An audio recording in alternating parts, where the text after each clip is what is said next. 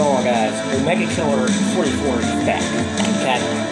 That was weird. I hope I never do that ever again. You probably wonder where I am. I'm actually in my living room. I brought my Xbox downstairs for the day. Today we're going to do 10 mind-bending paradoxes that will leave you stumped. Okay? Here we go. Paradoxes can be found anywhere from ecology to geometry and from logic to chemistry. Even the machine you're using to read this list has paradoxes of its own. Here are 10 explanations of some of the lesser known, yet still fascinating paradoxes of the world. Some concepts are so counterintuitive that we just can't wrap our minds around them. If you don't know what a paradox is, it's like a puzzle that makes you think. Like, it is weird, they are awesome, I love them. They make your mind like, what? Here we go, let's go. Number 10, the Banach-Tarski paradox. Imagine that you are holding a ball. Now, picture tearing this ball apart into bits, tear it into pieces, giving the pieces any shape you like. After that, put the pieces back together to form two balls instead of one. Seriously? Oh my god, how big are these balls in comparison to the one you started with? Set theoretic geometry would conclude that the matter of the original ball can be separated into two balls of the exact same size and shape as the original ball. But additionally, given two balls in different volume, either ball may be performed to match the other. This gives the way to the cheating conclusion that a pea may be divided and reshaped into a ball the size of the sun. What? The trick in this paradox is the caveat, I don't know how to say that word, that you can tear the ball into pieces of any shape.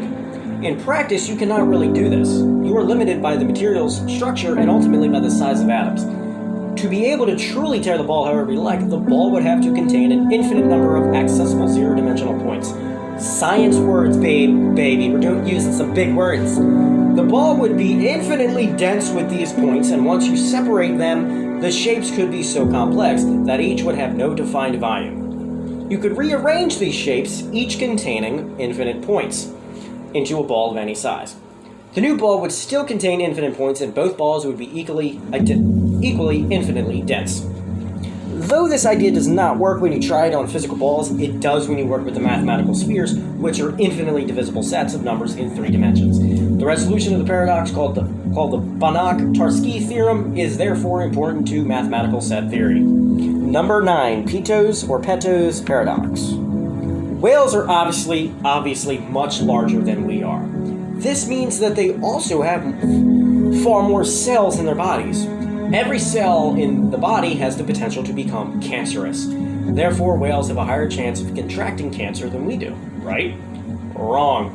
Peto's paradox, named after Oxford professor Richard Peto, states that the expected correlation between animal size and cancer prevalence is non-existent. Humans and beluga whales share a relatively similar chance of getting cancer, while certain breeds of tiny mice have a much higher chance. What? Some biologists believe that the lack of correlation in Peto's paradox comes from tumor-suppressing mechanisms in larger animals. These suppressors work to prevent cell mutation during division. That's weird. Number 8, the problem of the species present. For something to physically exist, it must be present for a duration of time. Just as an object cannot lack length, weight, width, or depth, it needs duration. An instantaneous object, one that doesn't last for any amount of time, does not exist at all. According to a universal nihilism, the past and future occupy no time within the present. Furthermore, it is impossible to quantify the duration of what we call the present. Any amount of time that you assign to the present can be temporarily divided into parts of past, present, and future. If the present is 1 second long, then that second can be divided into 3 parts. The first part is then the past, the second part is the present, and the third is the future. The third of a second that is now considered the present can be further divided into 3 more parts. This division can occur indefinitely. Therefore, the present can never truly exist as it never occupies a set duration of time. Universal nihilism, I don't freaking know how to say the word, uses this argument to claim that nothing ever exists. Which means we don't exist. Which means the Earth doesn't exist. Holy crap, which means the universe doesn't exist. Oh my god. Number 7, Maverick's Paradox. People have trouble solving problems that require high-level reasoning. On the other hand, basic motor and sensory functions such as walking are no trouble at all. In computers, however, the roles are reversed.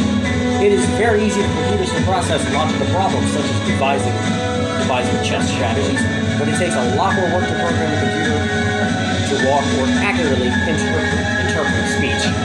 This difference between natural and artificial intelligence is known as Maverick's Paradox. Hans Maverick, a research scientist at the Carnegie Mellon University Robotics Institute, explains this observation through the idea of reverse engineering on our own brains. Reverse engineering is most difficult for tasks that humans do unconsciously, such as motor functions. Because abstract thought has been a part of human behavior for less than 100,000 years, our ability to solve abstract problems is a conscious one. Therefore, it is much easier for us to create technology that emulates such behavior. On the flip side, actions such as speaking and moving are not ones that we need to actively consider. So it is harder to put these functions into agents of artificial intelligence. Number 6, Benford's Law. What's the chance that a random number starts with the digit 1 or with the digit 3 or 7? If you know a little bit about probability, you would assume the probability in each case would be 1 in 9, or about 11%. And yet, if you look at real world figures, 9 shows up far less than 11% of the time. Fewer numbers than expected also start with 8, while a whopping 30% of numbers start with the digit 1. This paradoxical pattern shows up in all sorts of real measurements, from populations to stock prices to the length of rivers. Physicist Frank Benford first noted this phenomenon in 1938. He found that the frequency of a number appearing as the leading digit drops as the number increases from 1 to 9. The number 1 appears as the leading digit approximately 30.1% of the time. The number 2 appears at about 17.6% of the time. The number 3 appears about 12.5% of the time. And so on until the 9th digit, which appears a mere 4.6% of the time. To explain this, imagine looking at a sequence of numbered raffle tickets. Once we've noted tickets 1 through 9, the chance of any number starting with 1 is 11.1%. When we add ticket number 10, the chance of a random number starting with 1 goes up to 18.2%.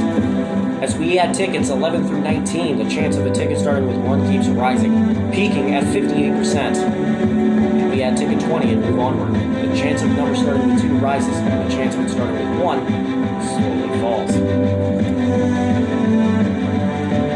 Benford's law does not apply to every distribution of numbers. For example, sets of numbers that are limited in range, such as human height and weight measurements, do not follow the law because eventually human weight stops.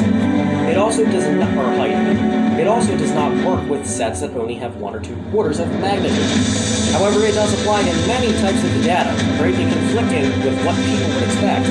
As a result, authorities can use the law to detect fraud.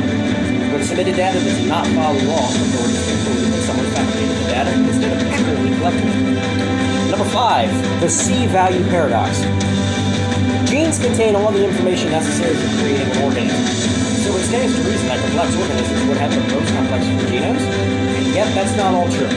Single-cell amoeba have genomes that are 100 times larger than those of humans, and they have 1 cell. Wow. In fact, they have some of the largest genomes that have been observed. Furthermore, species that are very similar to each other can have radically different genomes. This oddity is known as the C-value paradox. An interesting takeaway from the C-value paradox is that genomes can be larger than necessary. If all the genomic DNA in humans were used, the amount of mutations per generation would be incredibly high. the genomes of many complex animals, such as humans and primates, includes DNA that encodes nothing. This huge amount of unused DNA, which varies greatly in quantity from creature to creature, accounts for the lack of correlation that creates the C-value paradox. Coming in at number 4, an immortal ant on a rope. Imagine an ant walking the length of 1 meter or 3.3 feet from a rope at the rate of 0.4 inches per second. Imagine that the rope is also being stretched at 0.62 miles per second. Will the ant ever make it to the end of the elongating rope? Logically, it seems impossible for the ant to do so because its rate of motion is far lower than that of its destination. However, the ant will indeed eventually make it to the other side. Before the ant begins moving, it has 100% of the rope left to traverse. After 1 second, the rope has become considerably longer, but the ant has also decreasing the fraction of the rope remaining. Though the distance in front of the ant increases, the small bit of rope that the ant has already covered elongates as well. So, though the overall rope lengthens at a steady rate, the distance in front of the ant increases by slightly less each second. The ant, meanwhile, moves forward at a completely steady rate. In this way, with each passing second, the ant chips away at the percentage he still has to cover. There is one condition needed for this paradox to ever work efficiently. The ant must be immortal.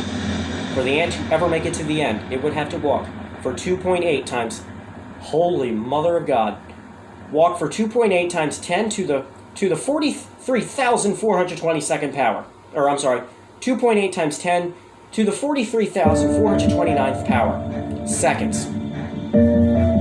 Do the math, because I ain't doing the math. That is 10 times 10 times 10 times 10 times 10, all the way to 43,429 tenths second, which exceeds the lifetime of the universe. Wow. Number 3, the paradox of enrichment. Here we go.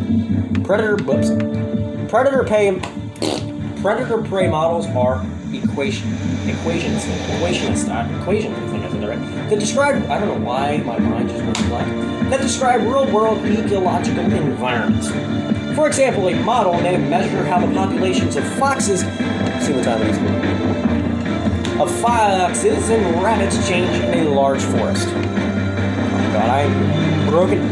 Suppose the abundance of lettuce increases permanently in the forest. You would expect this to have a good effect on the rabbits that eat lettuce, boosting their population. Wow. Boosting their population. The paradox of enrichment states that this may not be the case. The rabbit population rises initially, but the increased density of rabbits in the enclosed environment leads to increase the population of foxes. Rather than finding a new equilibrium, the predators may grow so much in number that they decimate or even wipe out the prey, and thus wipe themselves out as well. If there was no prey, the predators would die. If there was no predators, the prey would die as well. In practice, species may develop means to escape the fate of the paradox, leading to stable populations. For example, the new conditions may include new defense mechanisms in the prey. Number 2, the tritone paradox. Round up a group of friends and watch the above video. Actually, I don't know why we got that. Actually, scratch that. Well, go to this website you can watch the video. We'll round up a group of friends and watch the above video. When it's over, have everyone say whether the pitch increased or decreased for each of the 4 pairs of terms. Maybe you're surprised to find that your friends disagree in it. To understand this, I don't have any friends. Second spin. To understand this paradox, you need to know a little bit about musical notes. I do. Yeah. A specific note has a specific pitch. Oh, Jesus. Pitch, which is how high or low it sounds. No dirt, no dip. A note that is 1 octave above the second note sounds twice as high because its wave has twice the frequency. Oh my God. Each octave interval can be divided into 2 equal tritone intervals. In the video, a tritone separates each pair of sound. In each pair, one sound is a mixture of identical notes for different octaves. For example, a combination of 2 D notes, one higher than the other, when the sound is played next to a second note 1 tritone away. For example, the G sharp between the 2 Ds. Oh God, the 2 Ds. You may validly interpret the second note as either higher or lower than the first. Another paradoxical application of tritones is an infinite sound that appears to constantly drop in pitch, though it actually cycles continually. This video plays such a sound for 10 hours. This video is 10 hours long. Is it 10 hours long? Well, I don't know. And number 1, the Pemba Effect. I'm going to assume that's what it says. Sitting in front of you are 2 glasses of water that are identical except for the one thing. This one thing you got me tripping? It's like, the water on your left is hotter than the... Oh my god, we did this in... I think we did this... I think I did something similar last year. In school. I don't know if I'm doing it right. I don't know if it is or not. The water on your left is hotter than the water on your right. Place both of these glasses in the freezer. Okay, it's nothing. We didn't do this. Which will freeze faster? You'd think the colder glass on the right would. But that might not be the case. Hot water can freeze faster than cold water. What? This odd effect is named after a Tanzanian student who observed it in 1986 while freezing milk to make ice cream. But some of history's greatest thinkers, Aristotle, Francis Bacon, and René Descartes, had previously noted this phenomenon without being able to explain it. Aristotle mistakenly attributed it to what to be called anti-peristalsis, the idea that a quality intensifies in the environment of its opposite quality. Several factors contribute to the Pemba Effect. The hot glass of water may lose a large amount of water from evaporation, leaving less water that needs to be cooled. Warmer water also holds less dissolved gas, which can cause the water to more easily develop convection currents, thereby making it easier for the water to freeze. Another theory lies in the chemical bonds holding the water molecule together. A molecule of water has 2 hydrogen atoms bonded to a single oxygen atom. When water heats up, the molecules move apart and the bonds can relax and give up some of their energy. This lets them cool faster than water that had not been heated to begin with. Well, everyone, is your mind blown? Is your brain hurting? Do you not even have a brain anymore? Well, if you don't, hit the like button. If you still have a brain, well, hit the like button, I guess. I don't know. Subscribe to the channel. You know the drill. It's the end of the video. Leave a comment. I don't care what you do. Just do it, okay? Just do it. Well, I'll see you on the next video. Bye!